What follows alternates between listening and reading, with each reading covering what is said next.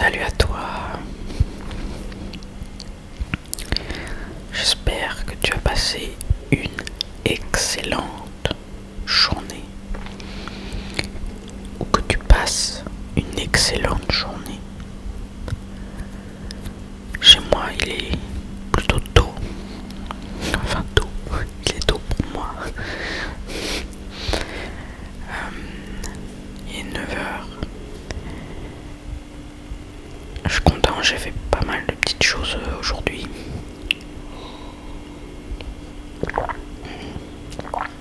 J'ai lancé la production de pain. Donc il est en train de pousser, il fait sa première pousse. Donc je vais le laisser pendant, je pense, 3-4 heures. Mais enfin, je te ferai une vidéo entière sur le pain, je pense. Quand il sera prêt, avec une petite dégustation. C'est pas la première fois que j'en fais. Mais ouais, je te ferai toute une vidéo là-dessus parce que je pense qu'il y a des choses à dire et puis on peut en discuter comme ça tranquille. D'ailleurs, je vais le noter parce que moi, me connaissant, si je note pas, et ben j'oublie. Voilà, je note mes idées de vidéos en fait, comme une petite liste. Et ensuite je coche une fois que j'ai enregistré le son. Donc voilà, aujourd'hui j'ai fait ça. J'ai fait mon café évidemment. Je pense de plus en plus que je vais m'acheter, alors je sais pas encore, entre soit une cafetière à piston comme on dit, soit une cafetière à l'italienne. Alors cafetière à l'italienne, je pourrais en avoir une gratuite entre guillemets. Je récupérerai celle de mon père. Mais le truc c'est que cafetière à l'italienne, ça prend du temps de faire le café. Enfin, ça prend plus de temps en tout cas que la cafetière à piston. Enfin, en vrai oui et non. Parce que la cafetière à piston, il faut que tu laisses le temps au café de prendre le goût. Et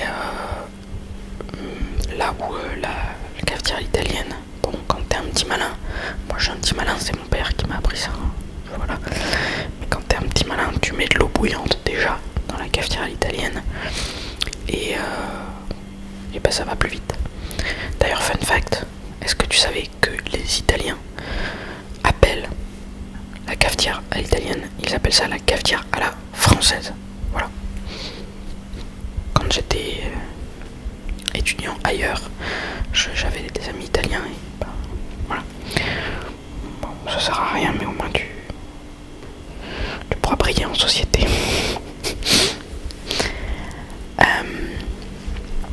Ouais, du coup j'ai fait tout ça et je suis sorti aujourd'hui. Et oui, parce que je suis un ermite, mais je sors quand même. J'essaie de sortir tous les jours quand même, un minimum, pour au moins faire du sport. Pour marcher quoi. Attention, pas. Mais bon, j'en ai déjà parlé dans une autre vidéo. Mais aujourd'hui je suis allé, attention, à la pharmacie, incroyable. C'était enrichissant. Donc ouais, je suis allé à la pharmacie, je suis rentré.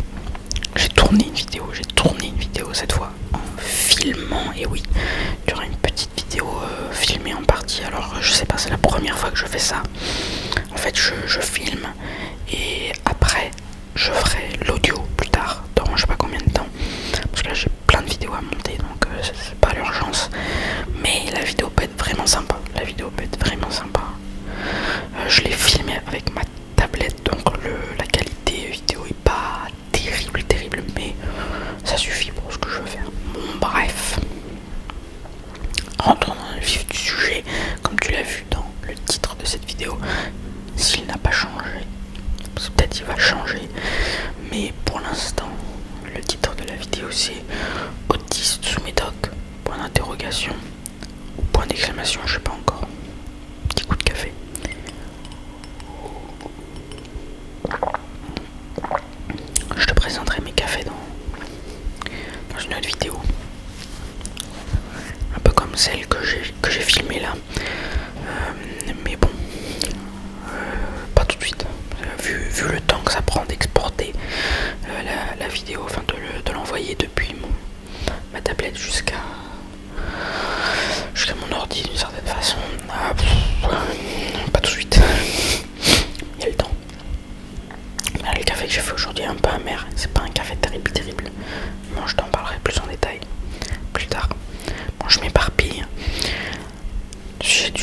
c'est l'autisme et les médicaments, parce que comme je viens de dire, moi je passe au moins une fois par mois à la pharmacie minimum pour récupérer mes traitements, parce que je suis sous traitement. Moi, j'ai pas de honte particulière à le dire, surtout que, comme je l'ai dit dans une vidéo précédente, je montre pas ma tête, donc pour moi c'est un peu comme une forme d'anonymat, un peu quand même, qui fait plaisir.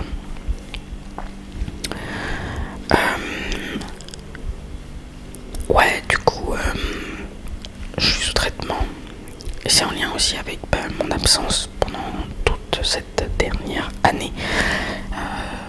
Généralement, voilà. Parce que plusieurs fois j'ai pensé à reprendre les vidéos, mais j'ai juste pas pu à cause de ma santé, à cause de problèmes de santé.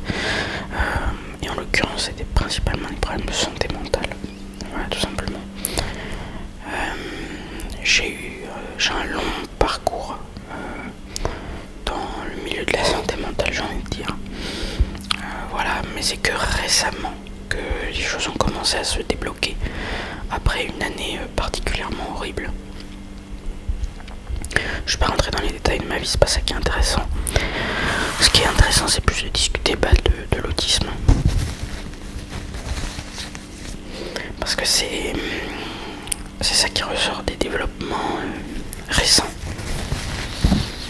En fait, en ce moment, je suis suivi par un nouveau médecin, enfin une psychiatre quoi, qui est spécialisée dans l'autisme et surtout dans les autistes qui se déclarent tardivement. Parce que moi, les autistes, alors comme on dit, les autistes sans déficience mentale, parce que certains disent autiste Asperger, bon apparemment il faut pas utiliser ce mot là parce que c'est par les nazis, enfin ça aurait été inventé par les nazis, etc. Bon, tout ça c'est de la sémantique, on s'en fout. Si tu comprends mieux quand je dis autiste Asperger, je dis autiste Asperger, c'est tout.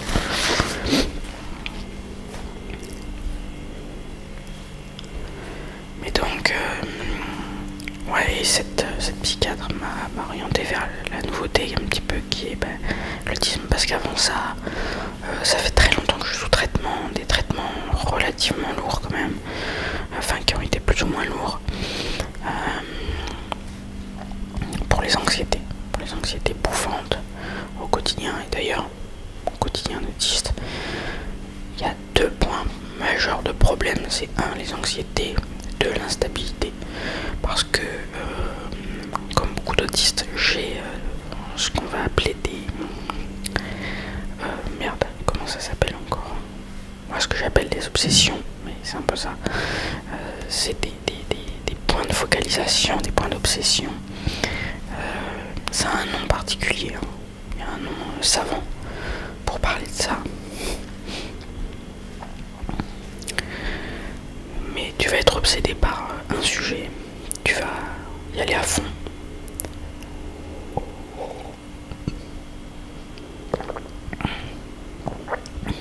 Et connaître tout en détail. Sauf que moi c'est passager, c'est cyclique un peu. C'est relativement cyclique. Donc ça change très souvent. C'est pour ça que parfois je produis énormément de vidéos YouTube et que parfois j'ai juste pas envie d'en produire une seule. C'est pour ça que je vais creuser à fond dans un sujet et que parfois j'ai plus du tout envie d'en faire et j'arrête. Donc ça c'est quelque chose qui m'a suivi toute ma vie, c'est quelque chose qui est de plus en plus présent maintenant que je suis adulte. Tout simplement parce que quand on est adulte, il y a un petit détail à prendre en compte qui est qu'il faut de l'argent pour vivre, sinon on meurt de faim. Voilà. C'est à prendre en compte parce que si tu prends pas en compte, tu meurs. Donc j'ai pas trop le choix. Et oui, et ça c'est un problème pour tout le monde. Hein. C'est un problème pour tout le monde. Attention, c'est pas un problème que pour moi. Mais disons que c'est un peu compliqué parce que cette instabilité, si je la respecte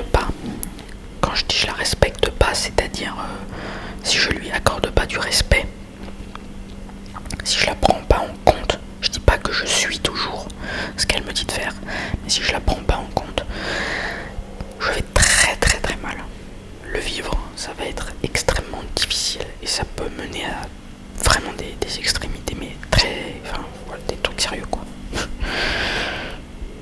Je vais pas rentrer dans les détails de mon existence, mais voilà, ça mène à un point de rupture au bout d'un moment.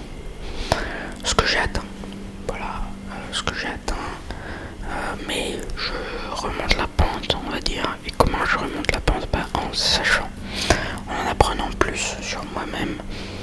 Alors au début, j'avoue, et toujours maintenant d'ailleurs, j'avais un petit problème avec ce diagnostic, quoi. Parce que j'avais pas envie d'être considéré comme un autiste, tout simplement. Parce que c'est relativement stigmatisant. Alors bon, sans compter le côté que autiste, ça peut être utilisé comme une insulte, mais ça je m'en fous un peu. Mais c'est plus avoir le regard de la société. Il y a un double regard sur l'autisme. Soit c'est des gens extrêmement bizarres qui vivent bizarrement, et donc on n'a pas tellement envie d'être en rapport avec eux. Soit c'est de la pitié. Et dans les deux cas, ça me plaît pas du tout. Et dans les deux cas, ça me met en angoisse.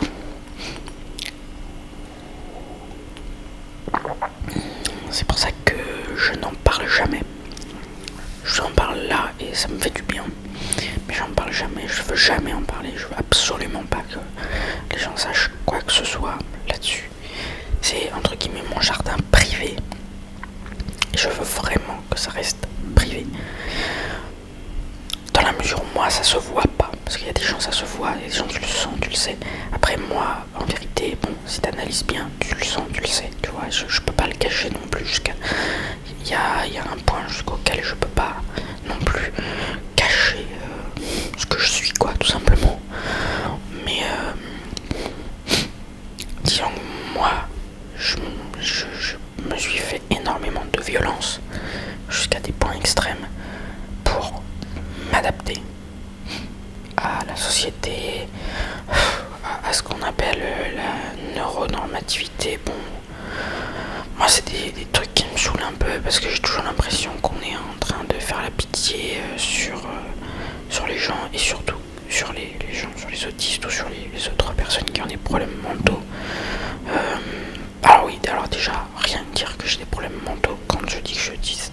Déjà, ça peut saouler des gens, que ça peut dire genre, mais non, mais t'as pas de problème mental, c'est un fonctionnement différent, etc. Oui, bon, bah bref, dans la vie de tous les jours, je suis handicapé, mec, donc tu peux dire ce que tu veux, mais dans la vie de tous les jours, c'est de la merde. Dans la vie de tous les jours, si je pouvais, non. Enfin, c'est vrai, c'est pas vrai, parce que en vérité, je veux vivre la vie de personne d'autre que la mienne. Maintenant, est-ce que c'est plus facile à vivre ma vie? Je dis pas ça, hein. Ma vie est... Bref, elle est ce qu'elle est. Et je la souhaite à personne. Mais je souhaite la vie de personne d'autre non plus. Voilà, en fait, j'ai des cours sur le bouddhisme en ce moment, donc... Mais c'est la voie du milieu, quoi. À un moment, j'ai ni envie de pitié, ni envie de rejet. Parce qu'en fait, pour moi, les deux partent du même sentiment. C'est que l'autiste, c'est un autre, complètement inconnu, un autre, en fait, un autre. Voilà, et moi, j'ai pas envie d'être un autre. J'ai envie de faire partie des gens. Alors qu'en même temps, ça me fait souffrir de faire partie des gens, parce que ça me demande énormément d'efforts. Vous pouvez pas imaginer à quel point ça demande de l'effort. Moi, être en situation sociale, c'est-à-dire avec du monde autour de moi, ça me demande énormément d'efforts. Ça me fatigue énormément.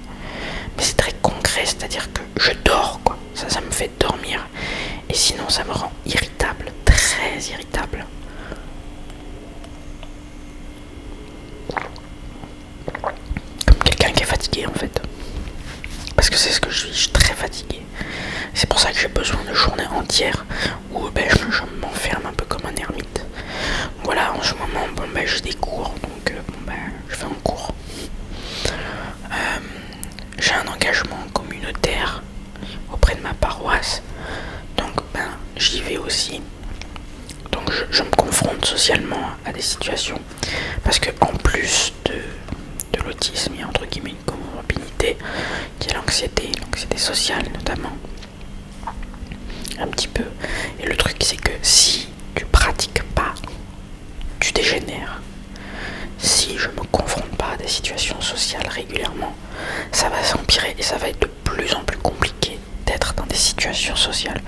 Donc j'essaye au maximum de trouver un équilibre entre respecter ce que je suis, c'est-à-dire quelqu'un qui a besoin de solitude, besoin de se retrouver avec lui-même dans son coin, de faire ses trucs, et en même temps quelqu'un qui a aussi besoin et qui doit se confronter à des situations sociales au quotidien. Alors tu l'auras compris, c'est pas au quotidien, mais bon voilà. C'est pour ça quand je te dis je suis content aujourd'hui, j'ai fait plein de choses, et dans ces plein de choses, je compte aller à la pharmacie. Pour plein de gens, c'est même pas une activité dans la journée, quoi. C'est même pas, enfin voilà quoi, c'est sans importance. Voilà, mais alors que pour moi, c'est une organisation.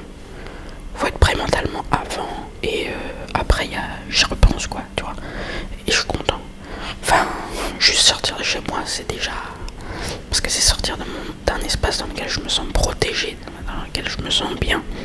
Et il faut sortir de sa zone de confort. Ça, c'est un apprentissage que tu fais, que toutes les philosophies quasiment enseignent. C'est que à un moment, je suis désolé, je me resserre du café parce que je bois énormément de café.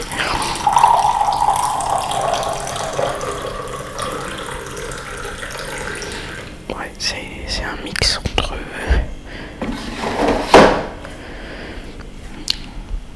quelqu'un qui remplit un verre d'eau et quelqu'un qui va aux toilettes, quoi. Donc le son est ambivalent. Mais donc voilà, c'est la première vidéo d'une longue traînée de vidéos, je pense, sur le sujet. Mais du coup, oui, je suis sous traitement.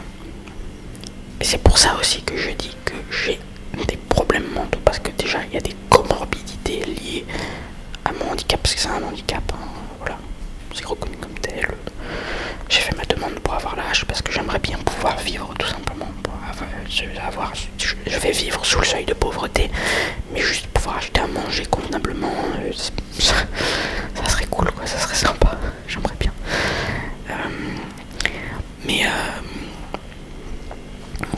Donc oui, il y a des problèmes en plus, en fait, il y a des problèmes au-delà du fonctionnement autiste. Il y a des vrais soucis d'anxiété, de déprime, voilà, des choses très concrètes, très matérielles. Et les médicaments, ça aide aussi un peu. Enfin, moi, j'en ai besoin. Dans mon quotidien, j'en ai besoin. J'ai des traitements de fond et des traitements en si besoin. Bon, là, toutes les personnes qui ont des problèmes psychiatriques connaissent. C'est-à-dire que t'as des traitements de fond pour traiter le quotidien, mais qu'il y a des moments où ça va moins bien. De toute façon, tu vois, comme dans la vie de tout le monde, tu vois. Il y a des moments plus hauts et des moments plus bas.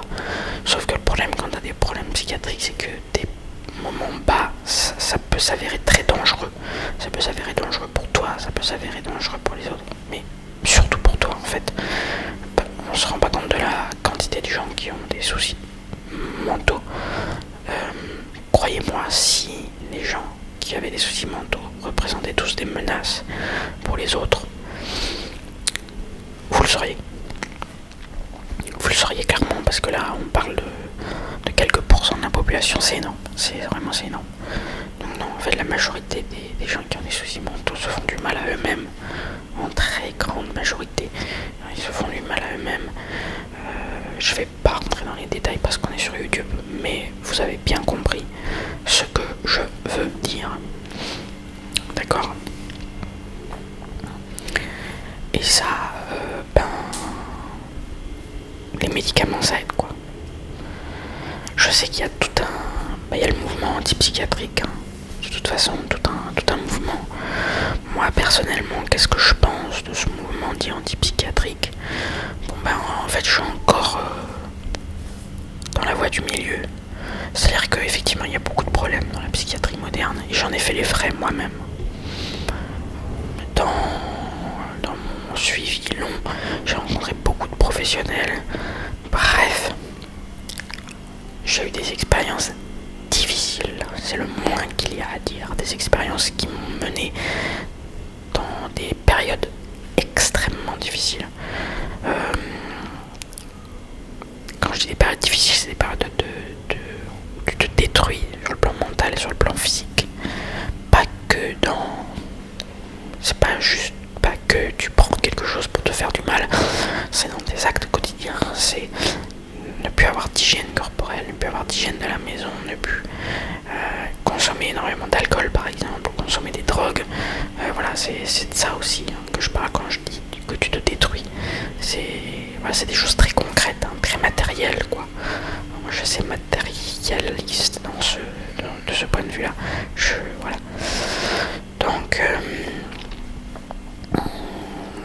Donc ouais, je suis sur cette idée de l'antipsychiatrie et de la psychiatrie. Je suis sur la voie du milieu parce que en fait je pense que la psychiatrie c'est un système avec des êtres humains et que donc comme tout système avec des êtres humains, il dépend des humains qui le composent. Et donc parfois c'est des super humains et parfois c'est pas trop des super humains. Alors les marxistes me diraient oui, il y a l'humain mais il y a la structure surtout. Et la structure, pas que les marxistes me diraient ça. Est-ce que la structure de la psychiatrie actuelle, elle pousse plus vers le mieux ou vers le moins bien? Je pourrais pas te dire ça. Déjà parce que le mieux et le moins bien, c'est pas des choses quantifiables. D'accord? C'est-à-dire que d'un point de vue scientifique, c'est pas quantifiable de dire ça va mieux ou dire ça va moins bien. Ça, c'est pas une quantification. Et c'est un peu tout le problème d'ailleurs de la psychiatrie, c'est que c'est difficile à quantifier. Déjà les problèmes psychiatriques sont difficiles à quantifier, c'est difficile de dire certainement tu es ça, tu es ça, tu es ça, tu es ça. C'est un avis de médecin. S'il y a un avis de médecin qui dit que t'es autiste, t'es autiste. Sinon, tu l'es pas. Tant qu'il n'y a pas un médecin qui te le dit, c'est pas comme quand t'as la grippe, ou je sais pas, quand t'as une myopathie, ou que t'es paraplégique. C'est manifeste. Quand t'es paraplégique, c'est manifeste. Quand t'as un problème psychiatrique, c'est pas manifeste. Et c'est difficilement quantifiable et mesurable. Et la science actuelle, elle se base beaucoup sur le quantifiable et le mesurable. Et je dis pas que c'est mal, moi je trouve que c'est bien. Je suis moi-même très versé dans la science, dans l'épistémologie, etc. C'est très bien. Mais donc il faut réussir à développer de nouveaux modèles pour quantifier. Alors un jour on parlera d'un bouquin que j'ai lu d'un psychiatre assez intéressant sur cette question justement de quantifier la psychiatrie, de numériser dans la mesure, de mettre des nombres sur la psychiatrie, les problèmes que ça pose, etc. Bon, mais là c'est un peu plus détaillé quoi. C'est juste pour te dire que quand je te dis que mon avis c'est la voie du milieu, c'est un avis qui est un non-avis, c'est-à-dire que j'ai l'avis que j'ai pas vraiment d'avis. Parce que dans l'état actuel de mes connaissances, ni l'un ni l'autre ne me semble vrai par essence. Donc voilà, assez simplement.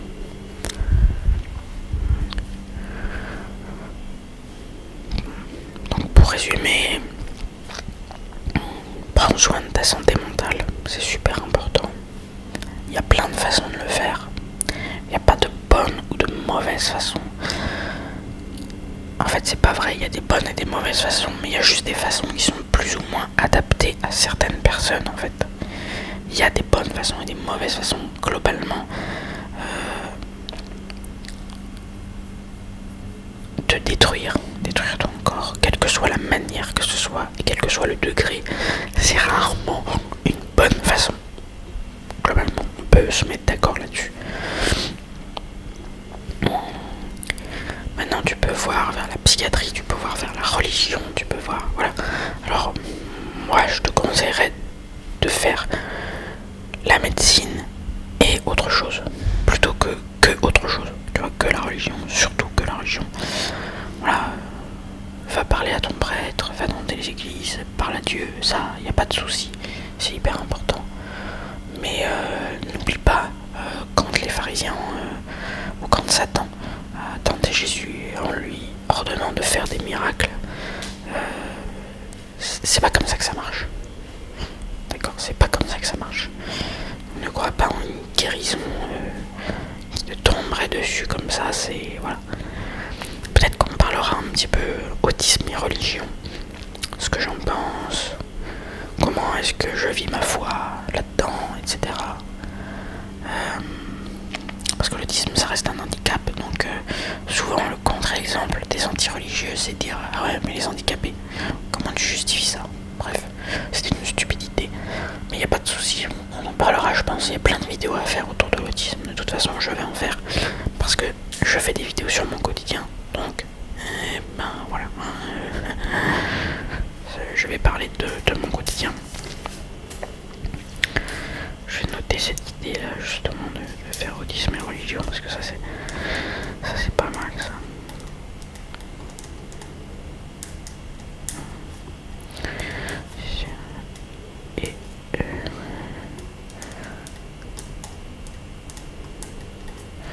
Et sur la psychiatrie aussi, on va aller un peu plus en détail sur l'antipsychiatrie, la psychanalyse aussi, qu'est-ce que j'en pense, etc.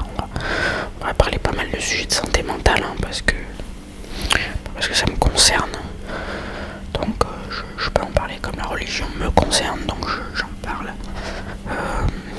Mais on va parler de choses plus légères aussi, hein, vous inquiétez pas, c'est vrai que là, je fais pas mal de vidéos dans ce sens-là, mais on va parler de plein d'autres choses beaucoup plus sympas, beaucoup plus heureuses aussi, comme le café et le thé.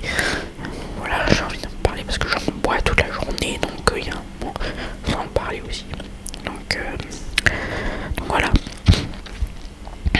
J'espère que ces petites divagations t'ont permis de te relaxer un petit peu. Que tu as passé un bon moment en ma compagnie. Je te souhaite une excellente nuit, une excellente journée. Je te souhaite de vivre dans la paix et de connaître la joie au quotidien. Bye bye. Bye bye.